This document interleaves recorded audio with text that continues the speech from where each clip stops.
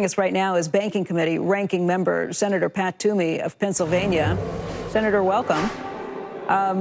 Let's talk about these moves. This is not a new movie. We have seen this played before, this risk of not raising the debt limit. It does come at the consternation of bondholders. The U.S. Chamber of Commerce, the Business Roundtable, business leaders are pretty upset about this. They don't like to see this wrangling around this. It's kind of a stupid procedural issue. We know that it will get worked out just before or just after that cliff. I don't understand why we go through this wrangling every year other than just to make a political point. Well, I think the markets tell us just how worried and how much we should be setting our hair on fire. The markets have been through this. And look, as you pointed out at the top of the hour, equity markets have almost fully recovered from, maybe they have fully recovered if you look at the futures this morning. Look, here's the reason why I think it's actually a good idea to force this exercise. We have a spending problem in America. The federal government does, that is. Our Democratic colleagues are determined to make it much, much worse.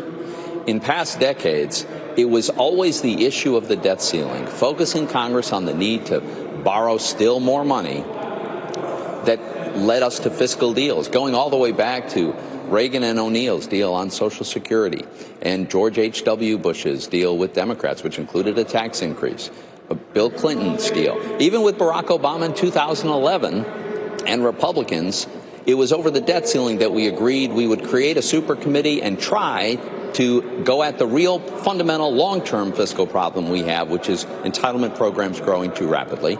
And if we couldn't get a solution in that committee, and I know because I was on that committee, then we would put pretty draconian caps on discretionary spending. My point is, this has been a moment where we have, on both sides of the aisle, come together and said, what are we doing to get our fiscal house in order?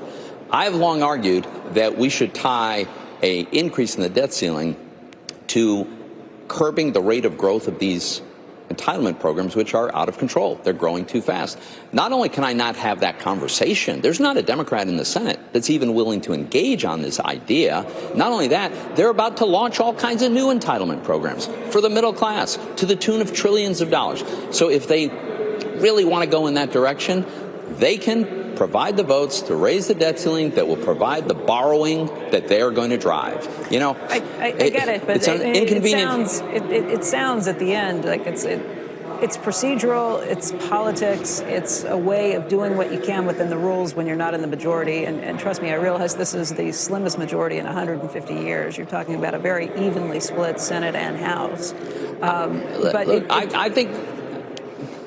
Go ahead. I think there's an important distinction that we should make here, Becky. It is true that the more you spend, the more you have to borrow. They want to go on a very dangerous, unprecedented, irresponsible spending spree. It will require tremendous borrowing.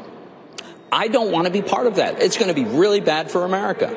And they don't need us. They've got the votes to do it. Chuck Schumer could do it this afternoon if he wanted to without a single Republican. It's not subject to a filibuster. We couldn't stop it if we wanted to. So it's a little rich for them to be, setting their hair on fire with how disastrous this will be when at any moment they could completely prevent it. This note from the Treasury secretaries, it was not just Democrats. I saw Hank Paulson's name on there. I noticed that Stephen Mnuchin was missing from the list. And all the others were Democrats. Yeah. And look, the Treasury has a plan to prioritize in the extremely unlikely event that we didn't raise the debt ceiling. They don't like to talk about it because it's very inconvenient. It's not optimal. But my point is, if it's so bad, why haven't the Democrats done this already? They've got the votes. There's nothing. Senator, we couldn't stop them if we wanted to. Did Democrats go along with, I read that this morning, that they said when Republicans wanted to pass the Trump tax cuts, that they needed the Democrats to play along in raising the debt ceiling. And even though Democrats, were against that legislation, they still went along with it to raise the debt ceiling. Is that true?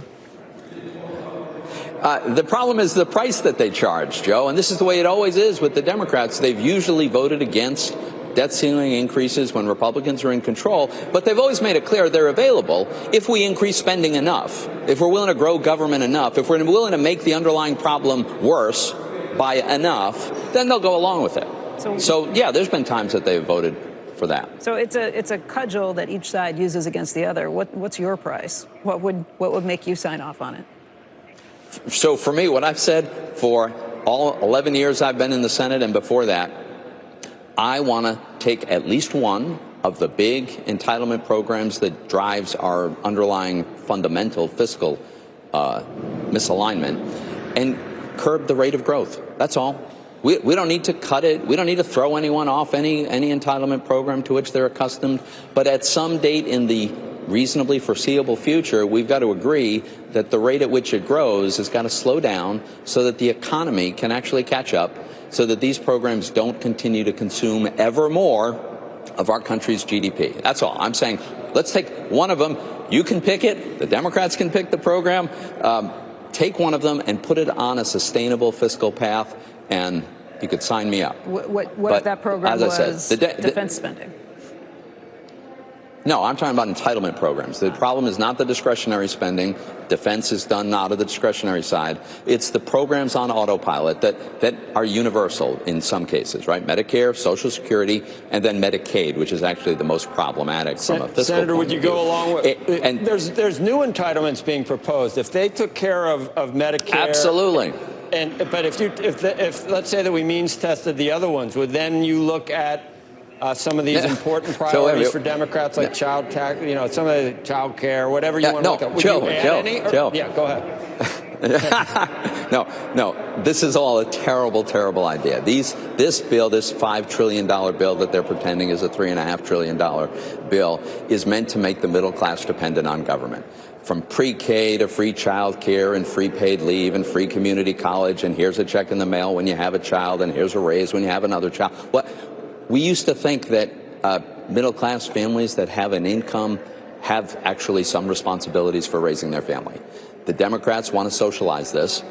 This is a transformation of American society and the traditional relationship between the American people and government. This isn't about how do you deal with people who are in abject poverty. How do you deal with people who are temporarily just unable to work? It has nothing to do with that. It's about prosperous middle-class Americans becoming dependent on government and separating the link between government check and any kind of responsibility to work. This is a very bad idea. I wouldn't be for it if the money were free. The money's not free. This is a disaster. Senator, let me ask you this. What do you make of inequality in the country? And by the way, I'll say straight up, we might be overspending, and I think there's issues that you're raising here that are pertinent, important, and not unreasonable either. But I also recognize that if you look at the data and you look at this country, the inequality that exists today is at a very different level than it was 20 years ago.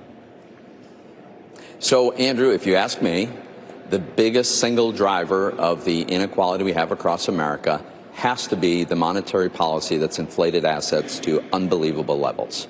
People who had the financial assets, especially real estate as well, but people who had the assets, well, I've been very critical of this monetary policy. I think we've been overdoing it for a long time. We should have normalized long ago.